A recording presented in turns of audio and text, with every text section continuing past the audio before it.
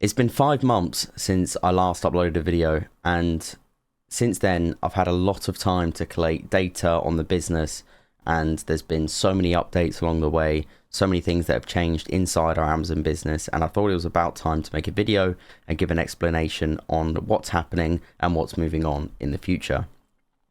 So we've been running the Amazon business for over a year now. We've been selling for about a year, and to give you some current numbers, just looking at my Amazon account here, the last total year, so year to date from today, we have done a total of £353,000 in sales. That is 55,000 separate items that have been shipped to customers. The average sale there is £6.41, as when we started out we were doing a lot of low value products, and that is kind of the last year of our sales. But there's been a lot of things that have changed in between then, and there's been a lot of things that have changed recently, which is causing us to update the way we work our business and what we're going to be doing moving forward into 2024 and for the remainder of 2023. So to explain this properly, I need to explain where we started and kind of how we've got to this point. So when we started on Amazon, we were doing it, I was doing it from the office. So I was ordering products in from suppliers, wholesalers, and I was also doing some retail arbitrage. Now there's a period in which you can sell on Amazon without going VAT registered, and on average you can make around £9,000 in profit before you hit the VAT threshold of £85,000 in sales in the UK.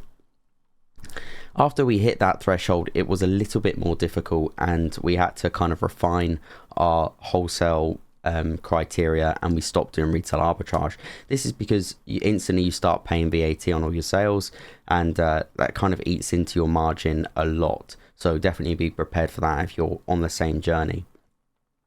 So after we did that, we were focusing on wholesale and very much dependent on getting stock in and out fast. And what we noticed is there started to be a lot of stock that was kind of lingering behind in the warehouse.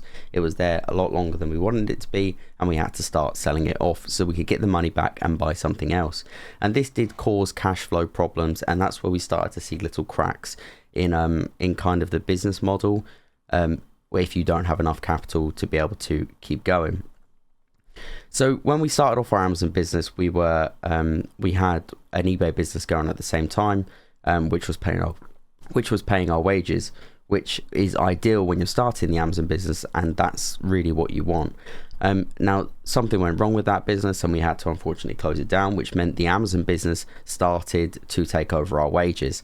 Now, if this is something you can avoid in your business, then I would definitely recommend to do so, because having to pay your own wages, especially two people's wages, out of the business when you're starting out causes a massive deficit on what you could be earning, and ideally you don't want to be doing that. You want to keep as much money in the business as possible so you can keep the cash turning over and making as much as possible. So when we hit the VAT threshold and we had to start paying our wages, we started to see the profit margins go down, but we crushed on and started to buy more and more stock, and the business started to grow. So we got to the point where we needed a warehouse because there was just too much stock coming in to the houses. So we got a warehouse in Newcastle, which was about 250-300 square foot, and slowly expanded the size of what we needed because it was a larger warehouse and we were just renting a portion. And we did expand on that 250 square foot, what we originally rented. And we started to expand, so we started to sell some of our stuff on eBay that was already selling on Amazon, which was good. And so then we had wages to pay. We had obviously VAT to pay, and we had staffing costs ourselves to pay our wages, and the rent. And so all these things kind of added up, and we know we needed to diversify, not just with eBay, but with something else inside of Amazon. And so we started to look at unique bundles. Now the unique bundles are great, but they take a lot of time to do, and I'm not gonna try and explain what a unique bundle is, because there's plenty of training that explains it way better than me, and we have had training off of some other people to kind of help us with that. But they're a great alternative for selling on Amazon, and it's a way to keep your margins nice and high. And over the last few months, we've kind of been creating more and more unique bundles, getting we've probably got close to 30 bundles now, which is great, and we want to expand that catalog to about 100 bundles. And this is what's going to help separate the margin from the wholesale goods to the unique bundles. From a wholesale good, you'd be happy with 30% ROI, and on a unique bundle, you'd be getting 100% ROI. Now you're going to be selling way less units a month, which is why you need to expand your catalog and kind of move sideways instead of up. You need to get as many ASINs as possible, as many bundles as possible, because these are only going to be getting to 3 sales a day, but they're going to be 100% ROI.